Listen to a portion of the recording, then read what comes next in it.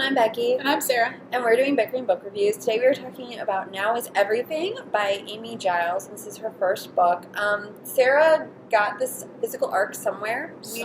We either are... Showed up on my shelf somewhere. Either our librarian book buzz conference or we got it at BEA. We're not sure, but we did get a physical arc from the publisher. It made its way into my hands. So this book is about Hadley Macaulay, and she has a very charmed life. Everybody in town knows that the Macaulays have a charmed life, but do they? Hadley lives in constant fear of her father and spends most of her life trying to protect her little sister, Lila. When Hadley falls in love with a boy from school and her father's violence escalates, Hadley knows she has to find a way to escape with her sister before it turns too late. And that's basically the crux of the book. It's basically about Hadley trying to figure out how to protect her sister and to protect herself and to keep this boy she's fallen in love with and to basically get away from her father. Yeah, that's the book. About it. It's about it. So, and I don't think I give anything away because I think that's pretty much on the back of the book. Yeah, no. Well, because it's one of those things that you've got the present time period and then you've got the past, and so you're using the past to piece together the present. So first of all, super quick book. I picked it up on Monday night because I knew I had to have it read by Wednesday morning when we're filming. And I'm like, oh, I'll read like 100 pages tonight, and like, that'll work. And I read like 250 pages. Like, it's super quick. See, it was super quick, and I think, for me personally, it was because the plot was compelling. Like, I was interested in what was going on. I wanted to know why all of this is happening, and kind of, I wanted to put all the pieces together. So I was interested in the puzzle and how to put the pieces together. I just never warmed up to Hadley. I didn't feel like she was particularly well developed.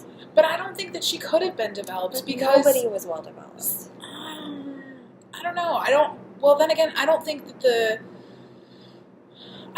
the star of this book is the characters. I think the star of the book is the plot. And I don't know, I thought that the character interactions were interesting to see kind of how Hadley is just a reflection of her father and how, really how other people interact with her persona, like who she really is and who she presents herself to be. And I just found that very interesting to kind of see how the boyfriend or the boy that she likes kind of interacts with it, and then how her best friends who think they know her so well, what they know and what they really don't know and what they suspect. So this is very popular books. Like, this book, I can totally see a teenage girl loving this book. There are so many books like this, and I just didn't think that it moved beyond what a lot of other ones are in the series, like in that genre. It was well written. It's her first book, and it's really well done for her first book. It's like I said, 14-year-old girls are going to eat this up. I mean, they are, but I don't think it needs to go beyond. I think it does. It accomplishes what it sets out to accomplish. But could it be better? Sure. Yeah, and like I said, this is a slight spoiler, but there's a part where one of the characters is considering starting to have sex with her boyfriend, and they literally say, and this bugged me so much, like I marked it.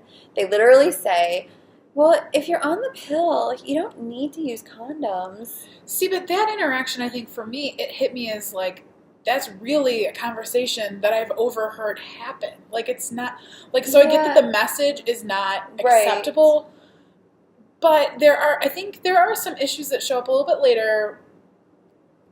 I'm not going to go into it too far because I don't want to give anything away, but I don't think that's the only message that's portrayed. And I think there are other messages in here that are really well done as far as the boyfriend doesn't put up with different things. That's true. Like I said, like, plot-wise and story-wise, and like I said, a teen appeal, I totally get it, but for me, the characters just didn't work for me. Okay. I mean, yeah, they were all flawed. They weren't perfect.